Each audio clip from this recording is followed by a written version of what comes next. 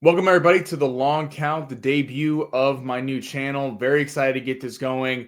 This is going to be a channel dedicated to everything boxing. So previewing the biggest fights, discussing the biggest fights, reacting to them, kind of cutting through all the BS and looking at all the latest rumors in the sport. Because in boxing, there's a lot of things that get done that don't necessarily get done. Lots of rumors flying around.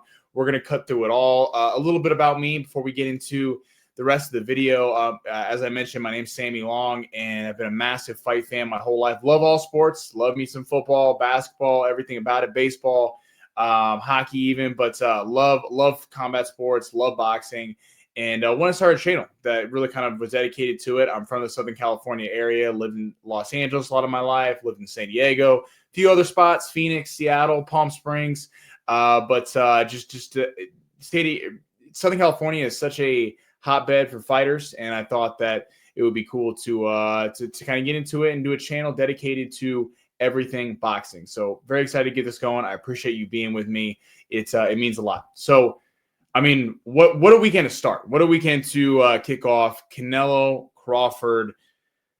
It writes itself. I mean, it's a fantastic fight. You don't really have to do much selling of it. We're going to get into Dana White and Turki Al-Sheikh getting into boxing. We're getting into where this stacks among Superfights in the last decade or so. But just looking at the matchup in and of itself, for those who don't know, Canelo Alvarez, 168-pound champion, holding all the belts. Terrence Crawford moving up in weight class to 168 to challenge him. Canelo, for those betting, I love betting. Betting's going to be a big part of this show. Canelo is a minus 175 favorite. So that means if you bet $175, you would win 100. Terrence Crawford plus money. He's the underdog in this fight. If you bet 100, you would win 140 plus your 100 back. So this fight is just, there's so many unknowns with this fight. And in boxing, that hasn't always been the case. And I think it's been a reason why some people have been frustrated with the sport for a long time, because we haven't gotten the matchups we've always wanted to see. We've seen a lot of A-level fighters, elite-level fighters fighting B-level competition, C-level competition. And we know going into the fight, for a lot of those, and upsets do happen, but the A-level fighter has to have a bad night, and the B-level fighter has to have their best night. And sometimes it's not even enough, because in boxing, it's not like football, basketball, baseball, hockey, any other sport where there's a scoreboard at the end of the game. There's scorecards, but they are judged by people. And there's no way to take out the bias of what we know about fighters going into a fight. So they don't always get the decisions that's needed. And that goes for boxing. It goes for UFC as well. And in the boxing world, there's been a lot of fights we've seen over the years. We know things going into it. As I mentioned, the A-level fighter has to have a bad night. And we know that there's only a slim way for a certain fighter to win. This fight, we have tons of questions. We don't know. That's what makes it so exciting Saturday night, is we don't know. So if you're looking at both guys, Terrence Crawford, a little backstory on him, 147 pounds, destroys Errol Spence Jr. in a mega fight that was a few summers ago, then moves up to face Israel Madrimov at 154. It doesn't have the greatest showing. It's very tactical. He was a very good boxing masterclass, but Madrimov was good, did win some rounds in that fight, and that was at 154. Now he's jumping up 2 weight classes past that to 168. The big questions for Terrence Crawford: can he hurt Canelo? Canelo has never been down his entire career. He's fought some really good fighters: Erislandy Lara, Austin Trout, Floyd Mayweather. I know that was at welterweight, Triple G. I mean, he's fought a lot of guys. He's fought Dmitry Bivol at 175 despite losing, as well as Sergey Kovalev. So, we know Canelo can take a punch. Can Crawford hurt him? Can he even stun him? We'll see with this fight. And then on the Canelo side of things, he hasn't really been in a super fight in a long time. He has been in a lot of them over the years, as I just mentioned: Mayweather, Erislandy Lara, Austin Trout, Triple G. But the last 50-50 super fight that I think Canelo was in was Triple G the first and second time. The third Triple G fight, Triple G was 40 on the downside of his career. He was a big favorite, Canelo, going into that fight. And the last few matchups haven't really been A-level fighters. They've been good fighters, just not great fighters. Jaime Munguia, a B-level fighter, could ascend to that level one day. Edgar Berlanga, B-level fighter, and then got blasted in his last fight. So there hasn't been quite the same level of competition. William Skoll was his last fight that was simply to pick up a belt. He is a kind of a tricky fighter, but brought no power to the matchup. And all that was setting up this undisputed matchup against Crawford, so Crawford could challenge to become a third division unified champion. But in that fight with Canelo, he couldn't cut off the ring. And Canelo talked about post-fight about how it was frustrating that Skull didn't really come to fight and come to trade with him. And that can be tough as a fighter. If the other fighter doesn't come to trade with you, it's tough to get a knockout. But at the same time, Canelo was a much better fighter than this guy.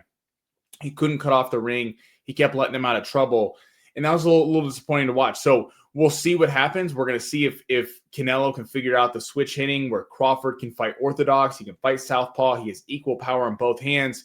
And then we're going to see if Canelo, the counterpunching that he is, the counterpunching masterclass that he is, can Crawford figure that out? I think an underlying theme in this fight, both guys like to give away the first few rounds. They call it downloading information. For my new boxing fans, they like to gather how hard the other guy hits, what their reach is, what their tendencies are, and then start to go to work in rounds 4, 5, and on. This fight's interesting because it's such a super fight. I don't think either guy can really afford to be giving away early rounds, especially Terence Crawford, because Terence Crawford, knowing that maybe he doesn't have the power advantage, he's coming up in weight, he could tire out with the extra muscle on him later in the fight.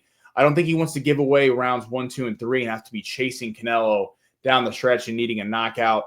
And then Canelo on the other side is probably more likely to land a knockout if he was, even though he hasn't had a knockout in a few years. But also with his foot speed, do you want to let Crawford get up on the scorecards and be able to put on the boxing masterclass, which we know he can do.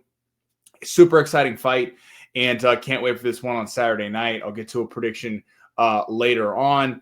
But let's get to where does this stack amongst super fights? That word gets thrown around a lot. Super fights. The UFC, to their credit, we're going to talk about Dana White and Turki Al-Sheikh in a second.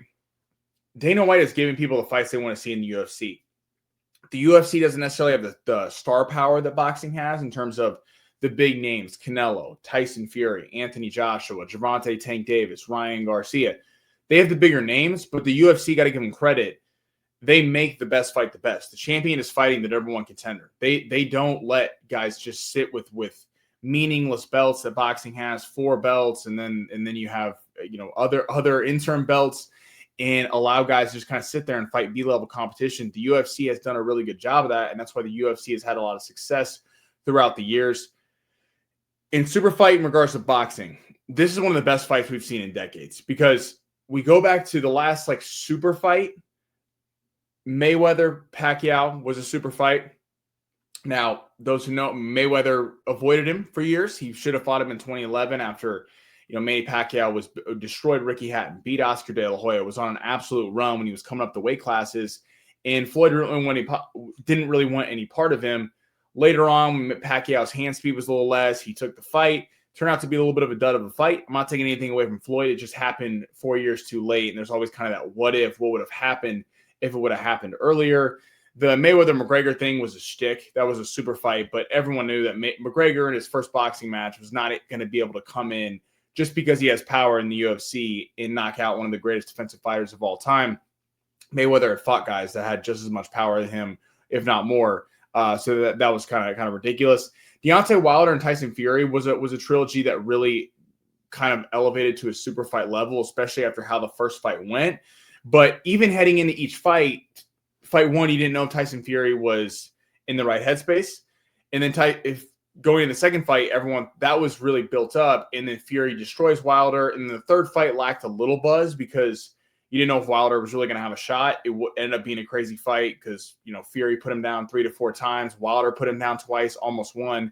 Ended up being a great fight. But this fight, in terms of super fights, we go back to the question marks. There's lots of question marks heading in the fight, and that can't be said for a lot of matchups over the years. This one is truly a pick 'em. I know Canelo's minus 175 in Vegas. The line's kind of been jumping around. Some books have it at minus 150. Some people have it up to almost minus 200.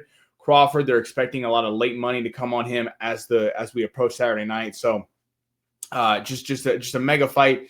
And it's in terms of one of the best fights we've seen, or we haven't seen yet. One of the best fights that we have on paper, going outside of Triple G and Canelo 1.